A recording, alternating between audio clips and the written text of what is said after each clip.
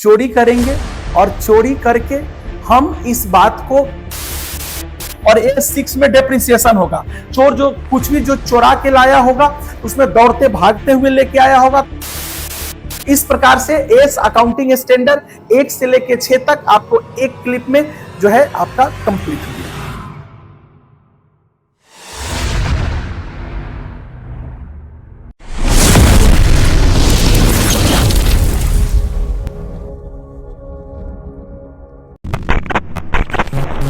दोस्तों आपको पता है कि अकाउंटिंग स्टैंडर्ड सबको याद रखना जरूरी होता है, क्योंकि अकाउंटिंग स्टैंडर्ड से 11th हो 12th हो सीए हो या कोई भी कोर्स हो कॉमर्स में अकाउंट्स में, अकाउंटिंग स्टैंडर्ड का को याद रखना बहुत ही जरूरी है। लेकिन दुख की बात है कि बच्चे को याद नहीं रहता है, इसलिए हमने पूरे अकाउंटिंग स्टैंडर्ड में छोटा छोटा क्लिप लेके आया है। 6-7 तो आपको एक बार में याद हो ही जाएगा। इसका एक सुंदर सा ट्रिक है। पहले आप एक छोटा सा कहानी समझिए। इसमें करना कुछ नहीं है। इसमें आपको सबसे पहले चोर के बारे में आप जानते होइएगा। चोर के बारे में पहले आपको समझना है। देखिए चोर है, वो 2 चोर है। चोर यहाँ पे क्या है, 2 है, एक ये है और एक ये है।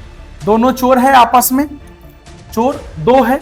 दोनों आपस में मिलकर एक बात पे एग्रीमेंट हुआ कि भाई देख, हम दोनों आदमी मिलकर चोरी करेंगे और चोरी करके हम इस बात को किसी को भी नहीं बताएंगे। हम दोनों चोर हैं, यह बात हम किसी को भी नहीं बताएंगे। आपको कभी भी इस बात को डिस्क्लोज नहीं करना है, डिस्क्लोज नहीं करना है, ठीक है। और उसके बाद दोनों ने डिसाइड किया कि हम सब लोग थोड़ा थोड़ा चोरा के कोई सामान रखे हुए हैं, उसको हम इन्वेंट्री बोलते हैं। उसको क्या हम बोलते हैं भाई, इन्वेंट्री बोलते हैं।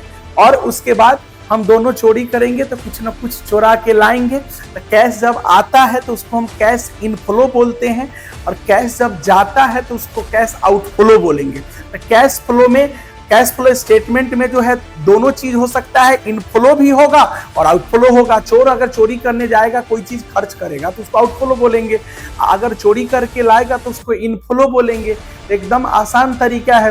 कंटीजेंसी का मतलब हुआ कि कोई ऐसी आकस्मिक चीजें हो सकती है, ठीक है। तो आइए हम इसको देखते हैं, इसको हम कैसे याद रखेंगे, ठीक है। तो चोर के बारे में आप समझ गए होंगे। देखिए AS1 जो है अकाउंटिंग स्टैंडर्ड 1 जो है हमारा, अकाउंटिंग स्टैंडर्ड 1 जो है डिस्क्लोजर ऑफ अकाउंटिंग पॉलिसीज है। आप डिस्क्लोजर शब्द केवल ध्यान रखेंगे, डिस्क्लोजर ऑफ अकाउंटिंग पॉलिसी। क्या बोला कि चोर ने आपस में डिसाइड किया कि कोई भी बात को शेयर इधर उधर नहीं करना है, डिस्क्लोज नहीं करना है। यहाँ पे डिस्क्लोजर हो गया।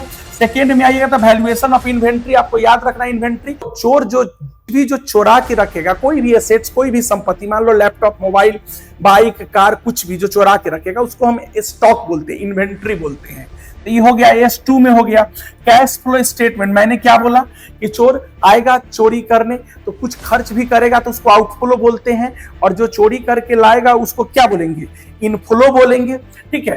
तो यहाँ दोनों चीज होगा इसमें। तो आपको 3 में क्या आ जाएगा, कैश फ्लो स्टेटमेंट। 1 में क्या आ गया, डिस्क्लोजर। 2 में आ गया इन्वेंट्री। 3 में आ गया कैश फ्लो।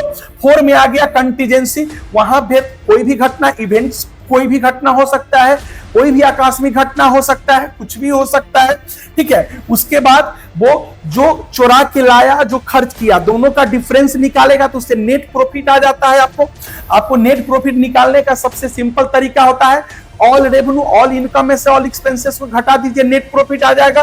तो वो AS5 में आ जाएगा।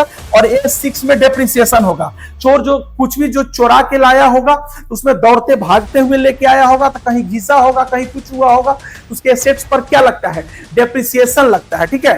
तो उसी को हम डेप्रिसिएशन। तो यहाँ पे आसान तरीका हो गया। AS1 में डिस्क्लोजर, 2 में इन्वेंट्री, 3 में कैश फ्लो, 4 में कंटीजेंसी, 5 में नेट प्रॉफिट और लॉस पीरियड। लॉस भी हो सकता है, प्रॉफिट भी हो सकता है, और 6 में हो जाएगा आपका डेप्रिसिएशन। तो आप इतना केवल याद रखिएगा, तो हमको लगता है कि ऑब्जेक्टिव में आप इजीली, आसानी से इसको क्या करिएगा, जवाब दे दीजिएगा।